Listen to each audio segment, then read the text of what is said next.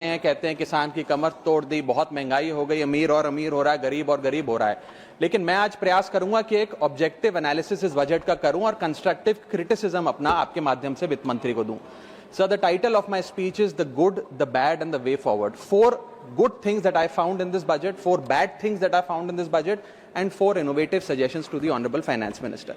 So the first good thing that I found in the budget is that there was an increase in the STT for derivative trading. Usually सरकार की निंदा हुई इस विषय को लेकर, मार्केट्स भी गिरी, लेकिन मेरा यह मानना है कि इस कदम से स्पेक्युलेटिव ट्रेडिंग यानी कि सट्टा ट्रेडिंग समाप्त होगी या कम होगी और रिटेल इन्वेस्टर, जो 90% रिटेल इन्वेस्टर एफएनओ सेक्टर में नुकसान भुगतता है, फ्यूचर्स एंड ऑप्शंस के चलते जुआ खेलता है, उसमें आपको रिटेल इन्वेस्टर की प्रोटेक्शन का एक माध्यम बन सकता है। लेकिन मैं इसी के साथ साथ वित्त मंत्री जी को याद दिलाना चाहूंगा कि एसटीटी का जेनेसिस क्या है, एसटीटी का जन्म कब हुआ।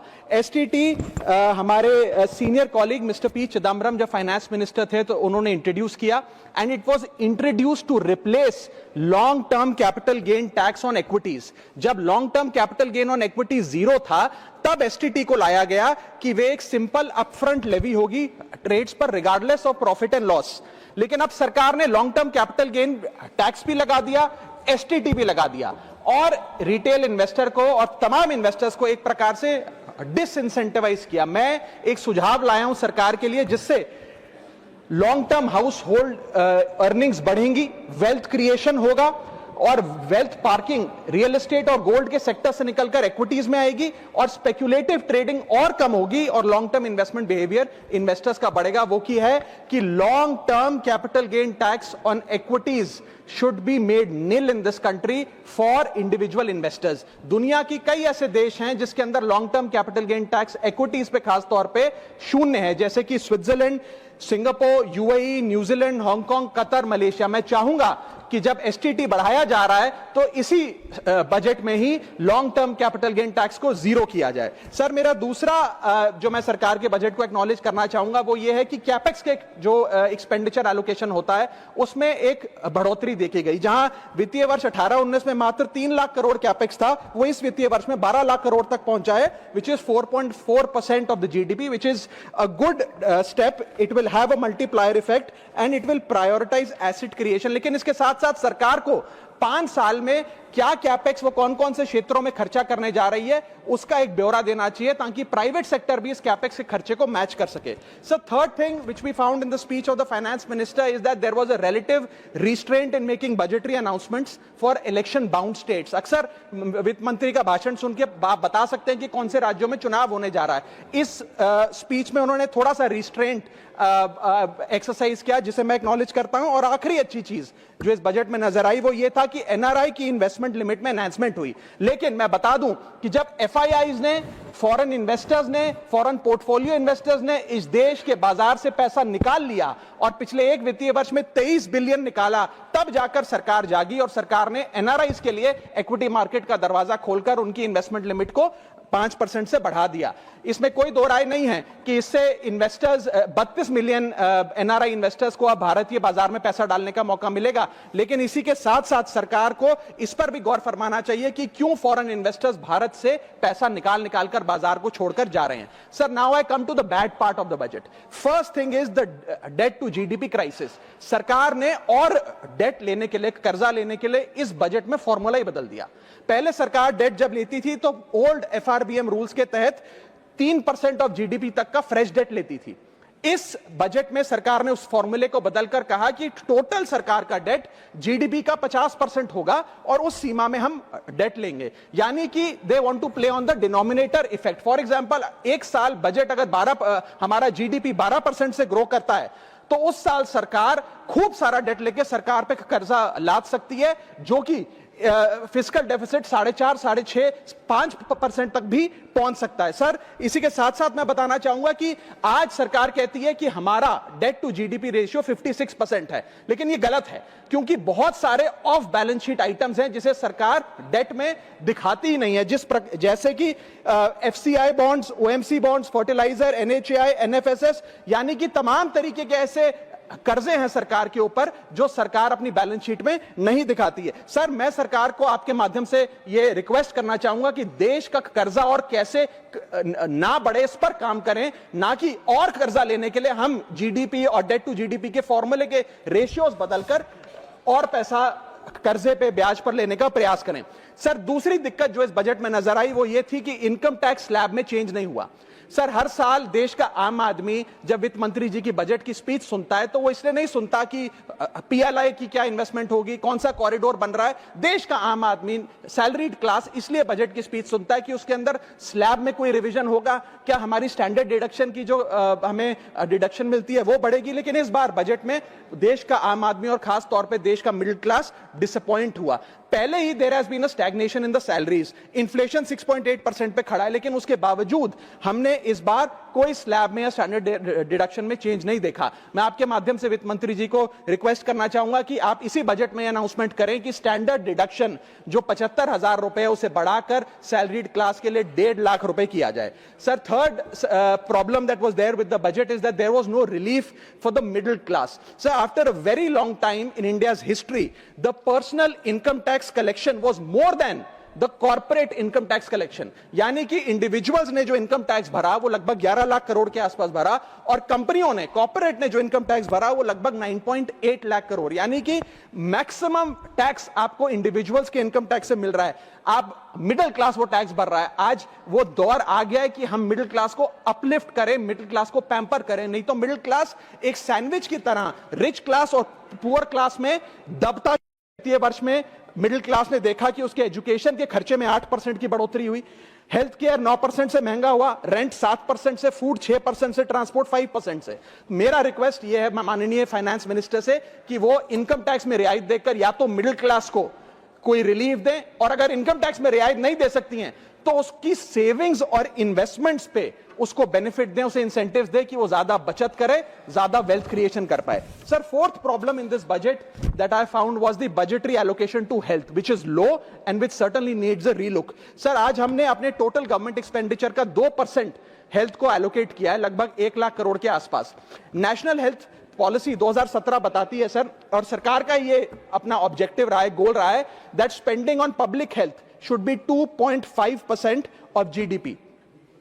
आज हम 2026 में खड़े हैं, हमारी पब्लिक हेल्थ पे स्पेंडिंग मात्र 0.5% ऑफ जीडीपी। हम अपने लक्ष्य से कोसों मील दूर हैं। जहां यूएस में 18% ऑफ जीडीपी हेल्थ केयर पे खर्च होता है, यूके में 12%, जर्मनी में 13%, स्वीडन में, नेदरलैंड में, डेनमार्क में, जापान में, स्पेन में 10% ऑफ जीडीपी खर्च होता है, क्योंकि वो देश जानते हैं कि जान है तो जहान है। लेकिन हमारे देश में मात्र 0.5% ऑफ जीडीपी हम अपने हेल्थ पे खर्च करते हैं, और इसके चलते आलम यह है कि सरकारी अस्पताल में अगर आप चले जाइए, which is called the backbone of India's health care, वहां पर आपको पुरानी जर्जर बिल्डिंग मिलेंगी, मैसिवली अंडरस्टाफ्ड हॉस्पिटल मिलेगा, ओवरवर्क डॉक्टर मिलेंगे, पॉपुलेशन के हिसाब से बेड नहीं मिलेगा, जांच के लिए मशीनें नहीं हैं, दवाइयों की कमी है, और अगर इलाज की, ऑपरेशन की डेट मिल भी जाए तो वो डेट इतनी दूर होती है तब तक मरीज चल बसता है। Sir, the reality is that COVID made us realise and it was a wake up call for India's public health infrastructure, and I want to ask the house today, are we prepared,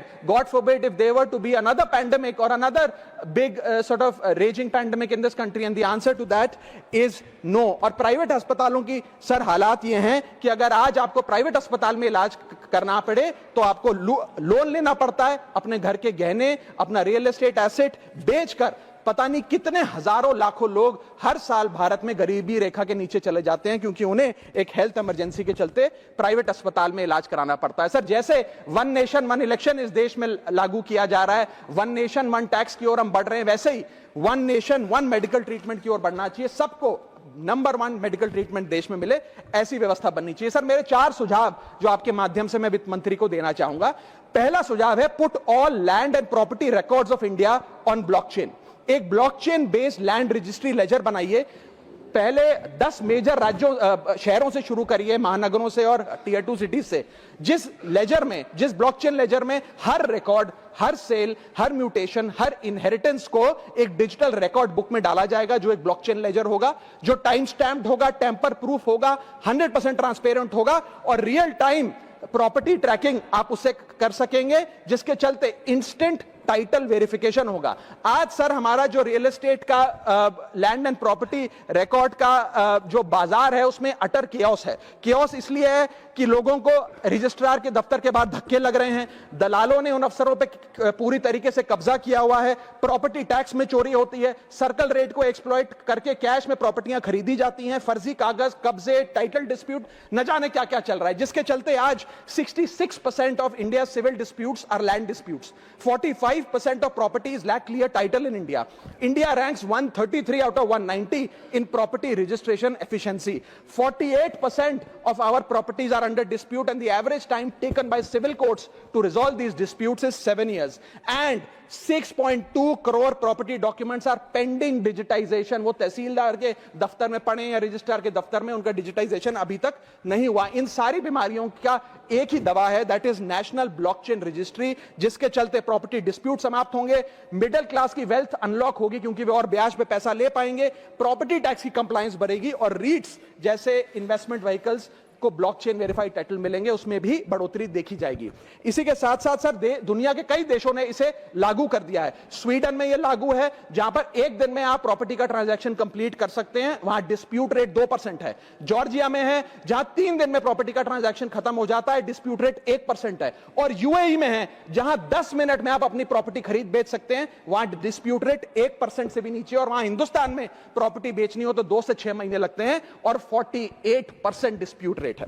sir मेरा दूसरा सुझाव है inflation linked salary revision act. Bharat में wages को index करिए महंगाई से। वित्तीय वर्ष 18 से लेकर वित्तीय वर्ष 26 में हमने देखा कि real wages for the salaried class में 16% की गिरावट आई। ये गिरावट का मतलब इन सालों में जितनी महंगाई थी, जिस स्तर पे महंगाई बढ़ी उस स्तर पे वेजेस नहीं बढ़ी, जिसके चलते 16% की गिरावट रियल वेजेस में देखी गई। इसीलिए mandatory wage indexation formula is the need of the hour and the government must look at it. इसके चलते तमाम फॉर्मल सेक्टर्स में corporate, shops, factories, gig workers, सबको इन्फ्लेशन इंडेक्स वेज हाइक मिलेगा। और सरकार के मुलाजिम को तो मिलता ही है, हर साल डियरनेस अलाउंस मिलता है, उसके बाद आप हर कुछ सालों में पे कमीशन लागू होता है। इससे आप 20 करोड़ आबादी, which is 45% of India's total workforce, आप उसे एड्रेस कर पाएंगे। सर इसी के साथ साथ मैं बताना चाहता हूं कि दुनिया के कई देशों में यह पहले से ही लागू है। यूएस के अंदर COLA, cost of living adjustment system लागू है, जिसके अंदर एनुअल और ऑटोमेटिक रिवीजन होता है। जर्मनी के अंदर हर 18 से 24 महीने के अंदर महंगाई के अनुसार सैलरी बढ़ा दी जाती है। जापान के अंदर शिंटो मेथड यूज होता है जिसमें annual inflation index wage hike दी जाती है। और बेल्जियम में ऑटोमेटिक इंडेक्सेशन लॉ है जिसमें क्वार्टरली बेसिस पर एम्प्लॉइज की सैलरी बढ़ाई जाती है। Sir India is one of the only countries in major economies where 85% of our formal workforce has zero statutory inflation protection. We are at the mercy of the employer discretion and our own negotiation power to raise our salaries. इसके साथ साथ मुझे लगता है कि एक minimum increase based on inflation होना चाहिए। मेरा थर्ड सुझाव माननीय वित्त मंत्री जी को रहेगा कि स्टेट कैपिटल एक्सपेंडिचर की matching grant, matching funding centre दे, यानी कि हर 1 रुपया जो राज्य की सरकार कैपेक्स पे, कैपिटल एक्सपेंडिचर पे, एसेट क्रिएशन पे खर्च करती है, उसकी मैचिंग ग्रांट 1 रुपया केंद्र द्वारा राज्यों को दिया जाना चाहिए, not as loan but as a grant.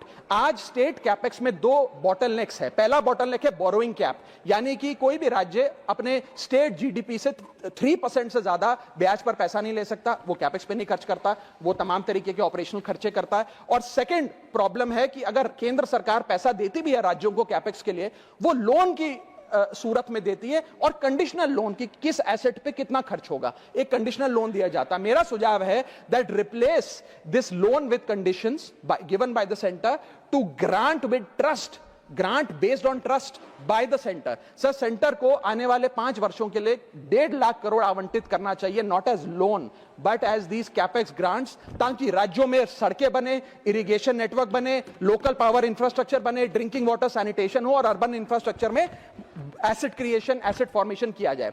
As not as loan, not on interest, not with principal and with no conditionality. अगर ऐसा होता है तो सबसे पहले तो स्टेट की बैलेंस शीट में this grant will not sit as debt, state की बैलेंस शीट सुंदर होगी, बेहतर होगी। दूसरा, खुलकर राज्य कैपेक्स पर खर्च कर पाएंगे। Third, it will be a high growth and a high job creator, एक ग्रोथ मल्टीप्लायर और जॉब क्रिएटर के तौर पे इसका इस्तेमाल होगा, क्योंकि हर एक रुपया जो आप कैपेक्स पे खर्च करते हैं उससे भारत का जीडीपी 2 से 3 रुपए बढ़ता है in a span of 3 to 5 years।